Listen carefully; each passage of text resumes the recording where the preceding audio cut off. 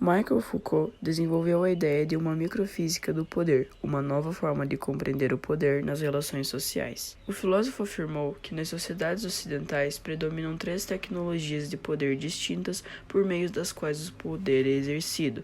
São elas: poder de soberania, poder disciplinar e biopoder. Soberania, poder de vida e morte. O poder de soberania predominou nas sociedades pré-capitalistas, em geral com governos monárquicos. É a tecnologia de poder que caracterizava a sociedade analisada por Hobbes e Maquiavel, por exemplo. Foucault afirmou que o princípio dessa tecnologia de poder era o direito do soberano sobre a vida e a morte de seus súditos. Então, o governo soberano tinha o poder de estabelecer leis que se aplicavam a todos os seus súditos, mas não a ele mesmo. A lei determinava que o indivíduo não deveria matar o outro, pois o soberano deveria ser capaz de manter a vida, a segurança e a integridade física de seus súditos, mas não se aplicava ao soberano. Ele era o único que poderia tirar a vida de alguém sem descumprir a lei.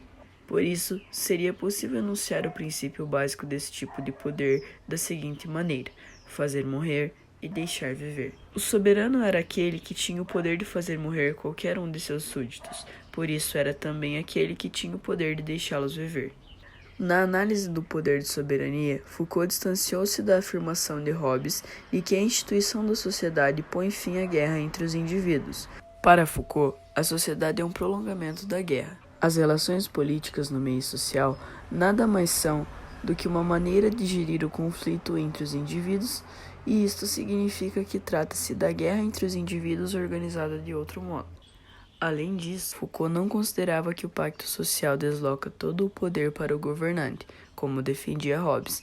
Para ele, é apenas aparente que o poder emana do governante, e que na realidade há toda uma rede de poder distribuída entre as pessoas que sustenta a posição do soberano. Segundo Foucault, o capitalismo cresce graças à disciplina, e devido a isto, foram criadas instituições disciplinares, nas quais os indivíduos eram confinados e individualizados. Após isso, recebiam um prontuário que anotavam tudo o que acontecia com eles. A função dessas instituições era criar corpos dóceis, exercitados e submissos, dos quais poderiam ser moldados segundo a necessidade social. Assim são produzidos os corpos dos estudantes, trabalhadores, soldados e policiais. A disciplina é uma arte das distribuições, delimitando o espaço que o indivíduo viverá. Isso explica por que a arquitetura das escolas, quartéis ou fábricas são tão parecidas, porque esta é a organização de um espaço disciplinar. Um exemplo de organização disciplinar são as escolas separadas por série, classe ou grupo. Nessas instituições, tudo é controlado até mesmo o tempo, com momentos certos para fazer cada coisa, e caso o indivíduo não as respeite, ele é punido como forma de lição. Para Foucault, a disciplina aumenta a força dos corpos direcionada à produção, mas diminui essa mesma força em sentido político, tornando-se obedientes. Ele escreveu um livro sobre as instituições disciplinares e o que ocorria nelas, chamado Vigiar e Punir: História das Violências nas Prisões.